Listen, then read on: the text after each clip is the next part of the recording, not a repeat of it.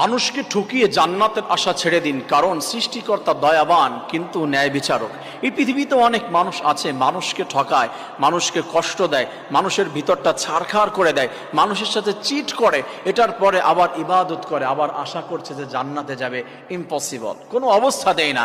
কোনো মানুষের বালিশ ভেজানোর কারণ হয়ে মানুষকে নিঃশেষ করে দিয়ে, মানুষকে পথে বসিয়ে দিয়ে, কষ্ট দিয়ে, ভিতরটা ছারখার করে দিয়ে, এই আকাশ সমমান স্বপ্ন দেখিয়ে তাকে এক সমস্ত স্বপ্ন মুহূর্তের ভিতরে ধ্বংস করে দিয়ে সরে এসেছেন, কষ্ট দিয়েছেন, ব্যথা দিয়েছেন, ঠকিয়েছেন, জান্নাতের আশা করছেন।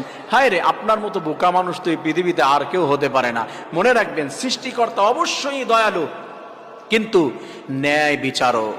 আপনি কাউকে ঠকিয়েছেন, এই দুনিয়াতে আখিরাতে আল্লাহ তাআলা আপনাকে ঠকাবে, 100% ঠকাবে, কোনো অবস্থাতেই না।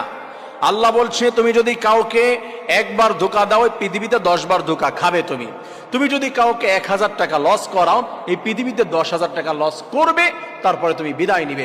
কাউকে তুমি কষ্ট দিয়েছো, এই কষ্ট তুমি ভোগ করবে, তারপরে তুমি বিদায় নিবে। তার আগে আল্লাহ তাআলা তোমাকে পৃথিবীর থেকে ডাক দিবেন না, পৃথিবীর থেকে বিদায় দিবেন না। আমার প্রিয় ভাইরা, আল্লাহ দয়ালু, আল্লাহ ক্ষমা করে দেয়, আল্লাহ মাফ করে দেয়, কিন্তু ন্যায় বিচারক। কারণ আপনি কাউকে কষ্ট দিয়েছেন, আল্লাহ যদি আপনাকে ক্ষমা করে দেয়, তার প্রতি জুলুম হবে। আপনি আমাকে 10,000 টাকা ঠকিয়েছেন, আপনি মাপ চাইলেন, আল্লাহ আমাকে মাফ করে দাও, আল্লাহ আপনাকে মাফ করে দিল, এইখানে বিচার কিন্তু ইনসাফ হলো না।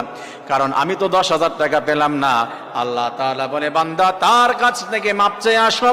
যাকে কষ্ট দিয়েছেন সে যদি মাফ করে না দেয়, কোনো অবস্থাতেই আপনার ক্ষমা হবে না, হোক সেটা দুনিয়াতে, হোক সেটা আখিরাতে। আল্লাহ তাআলা বলবেন, এইখানে ইন্টারফেয়ার আমি আল্লাহ তাআলা করব না, আমি রব্বুল আলামিন হস্তক্ষেপ করব না। হাসরের ময়দানে দুইজনকে আল্লাহ মুখোমুখি করে দিবেন, ফেস টু ফেস দাঁড়িয়ে যাবে। আর আল্লাহ বলবে, দুজন দুজনের থেকে বদলা নিয়ে নাও। সে বলবে যে, আল্লাহ আমাকে ঠকিয়েছিল, আমাকে কষ্ট দিয়েছিল, আজকে আমি যেতে দেব না। আল্লাহ বলছেন, আল্লাহ বলবেন, কি চাও তার কাছ থেকে, তুমি কি বদলা নিতে চাও? আল্লাহ আমাকে মার দিয়েছিল, আমাকে কষ্ট দিয়েছিল, টাকা দিয়ে ঠকিয়েছিল, আজকে তো এইগুলো নিয়ে কোনো লাভ হবে না। আল্লাহ তাআলা বলবেন, তুমি কি নিতে চাও?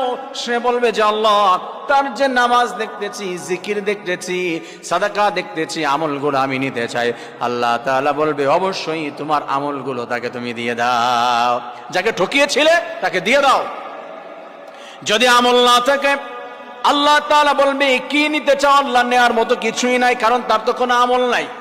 আল্লাহ তাআলা বলবেন, তাহলে তুমি কি করতে চাও? সে বলবে যে, আল্লাহ আমাকে ঠকিয়েছিল, কষ্ট দিয়েছিল রব্বুল আলামিন, আমি আজকে তো তাকে ঠকাতে পারবো না, আমার যতগুলো